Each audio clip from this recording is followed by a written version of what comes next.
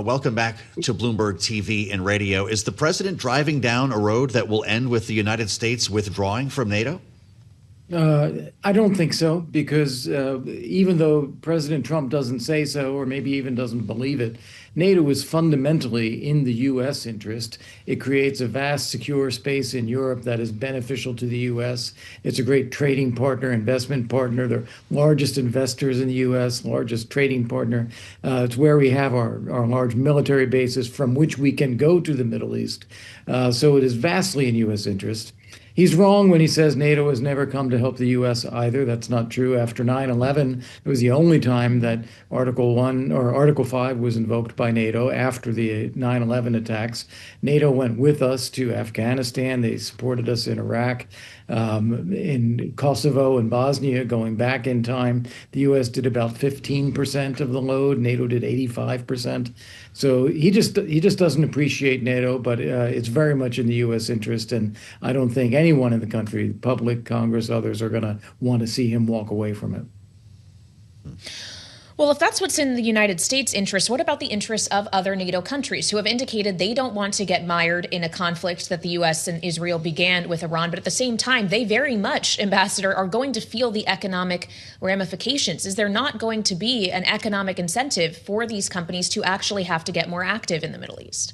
Yeah, well, clearly there is, and the statement that we saw indicates that they were taken by surprise. There were no consultations, there was no joint operation, there was no plan as to what was going to happen. They just woke up one day and saw the U.S. attacking Iran.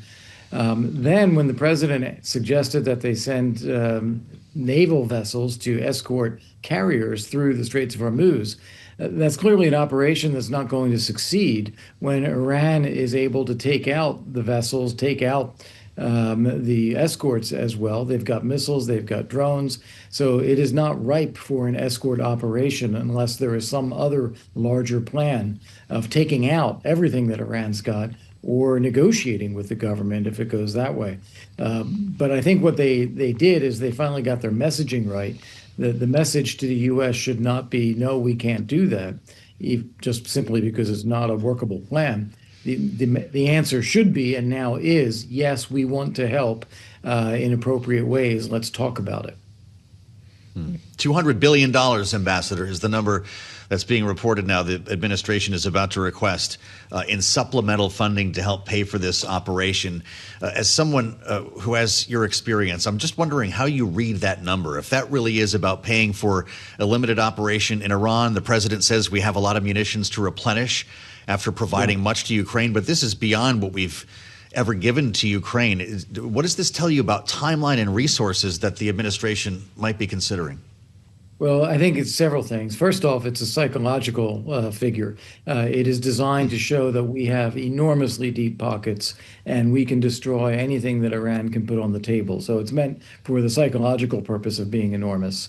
In addition to that, it is exactly as you said, it is paying for the expenses of this operation thus far, as well as replenishing munitions that we have been using in this war, defending Israel prior to this. Some of the things we have transferred to Ukraine for sale that would now have to be bought again by the U.S. So there's a lot that's in this. And it's partly a message to China. We can't forget that either, that we have to signal to China that we may be running low on a few things like Patriots compared to where we would like to be, but we have plenty of money to throw at this, and we will have a robust military going forward. Isn't that, though, why the Pentagon has its first ever $1 trillion budget? What's all that money going to? Well, also the same thing. It is designed to build up a very, very strong and capable military to show our adversaries that they will not be any match for us, that we have very deep pockets, we have the best weapon systems, we are prepared to spend the money, and we're prepared to use force if we have to. Okay, so clearly there is a desire to continue funding the U.S. war machine. I'd also like to ask you, Ambassador, about the Russian war machine, which is getting a bit of a lifeline, or at the very least a cash injection due to not just higher oil prices, but the actual relief of sanctions as a result of this supply problem in the Middle East. Yeah, please, what impact ultimately is this going to have? It's really remarkable. The oil price surge is, of course, a windfall for Vladimir Putin because he sells oil and now he gets a lot more money for it. The estimates I've seen are about an extra $5 billion a month that he's going to be getting from these higher prices. But on top of that, to allow them to lift the sanctions, to allow them to sell their oil, that just doesn't make any sense because they are helping Iran. And they're providing drones, their drone technology, intelligence, and targeting. Why on earth do we want to help Russia at this time? Interesting. As someone who is our ambassador to NATO, Kurt Volker, I'm wondering your thoughts about the repeated attempts to lob missiles at Turkey. This, of course, could resolve in an Article 5 violation if Turkey, in fact, pursued it. Why do you think President Erdogan has chosen not to do that? And if he did, would we see a much wider war with Iran? I don't think that a couple of missiles would be viewed collectively within NATO as an Article 5 attack. It's not threatening the territory of a NATO country in the sense that Iran's going to be taking over part of Turkey. And NATO and Turkey together have shot down these missiles. So we've defended that territory.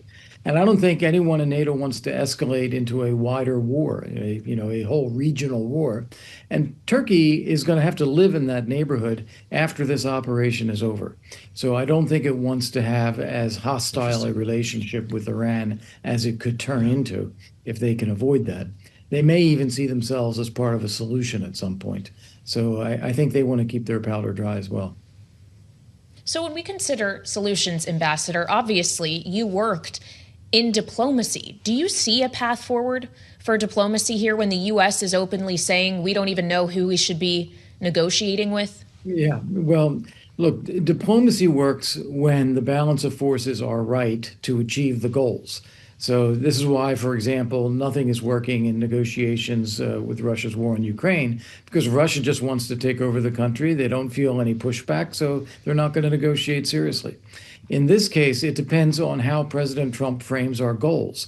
And I have to say, it is still unclear what the goal actually is. He seems reluctant to say regime change. But I think that is the only thing that will assure future security. If we have a different regime in Iran that we can then deal with, that'll treat its own people well, will respect its neighbors, renounce nuclear weapons. If we have that, then I think we can build security. If we leave the current regime in place, weakened for now, it's going to be a source of terrorism. It's going to be a threat to shipping and oil and neighboring countries in the Gulf region for years and years to come. So I think we have to clarify that that should be the goal, regime change. But if it's not, if President Trump doesn't want to do that, and he's prepared to live with a weakened form of the current regime, then we got to say that. And then you negotiate something different. You try to negotiate a security framework for shipping in the Persian Gulf that a lot of countries are going to have to participate in to police. You talked about the psychological impacts of some of the dollar figures that are being thrown around right now, Ambassador. $1 trillion defense budget, a $200 billion supplemental. To what extent are these reports about the president considering thousands of U.S. ground troops also part of the psychological warfare that's at play? Or are these leaks to Reuters and other agencies correct? Well, there are two things. It is part of the psychological warfare to let the Iranians think that, okay, we may actually be coming with ground troops, and so maybe they should call an end to this. But on the other hand, it is to actually give the president the option.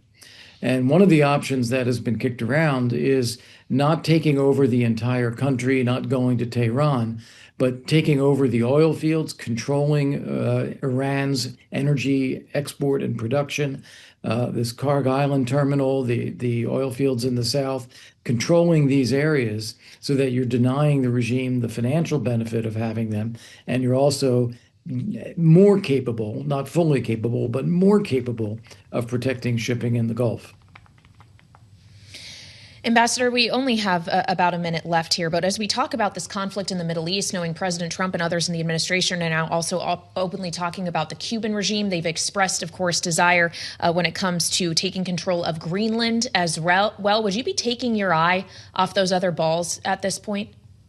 Well, no, I think with Greenland, if I were Denmark, I would be actively proposing what could be done to assure security in the Arctic. Everything is on the table in terms of possibilities. Doesn't need to be sovereign U.S. territory. We can do this together. So they should be proposing that, and I wouldn't sit back and wait to see if Trump wakes up and talks about Greenland again. On Cuba, this is much more a result of our operation in Venezuela and strangling the Cuban economy. That is likely to snap at some point, and we're going to have a lot of responsibility in the Caribbean to make sure that there's just not a humanitarian catastrophe that emerges.